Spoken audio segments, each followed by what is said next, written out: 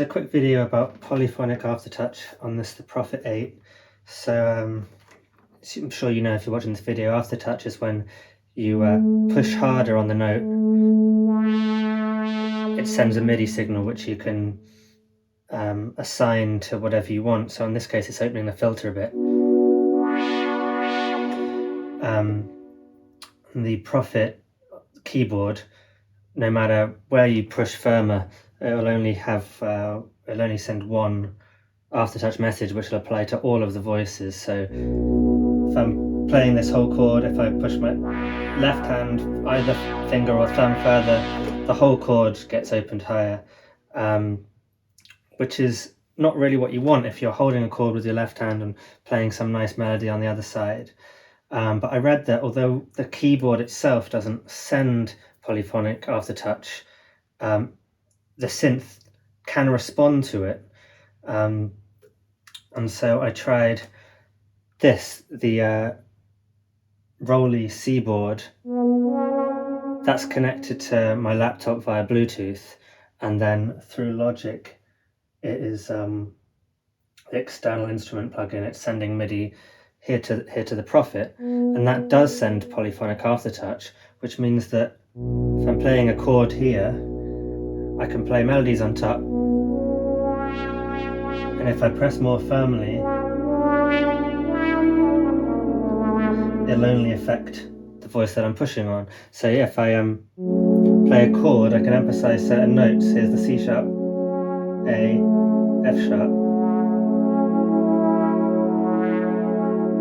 which is really nice with these kind of patches for extra expression.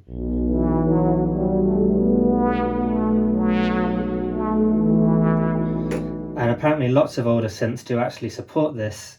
It's a different type of polyphonic aftertouch from sort of before this whole MPE thing. So the thing that you need to make sure you have enabled is here. This is the ROLI dashboard software for the controller. The pressure tracking here, you need to make sure that's set to Poly Aftertouch, not any of these other things.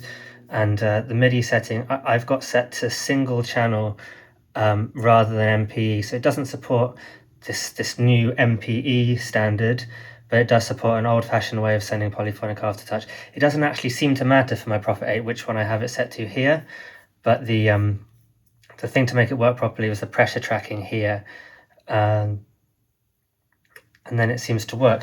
Another nice thing is, I'm just going to put this back in the tripod. If you're using the arpeggiator, which I'm just going to turn on here, set to 3 octaves and random, when you're using the normal keyboard, if you use the aftertouch, it obviously assigns the aftertouch to all the voices there. You can hear as I push harder. If we're doing it with polyphonic aftertouch enabled via the Seaboard controller, then I can push harder just on certain notes to emphasize those, which makes things much more lively. And you can obviously do a combination of the two here.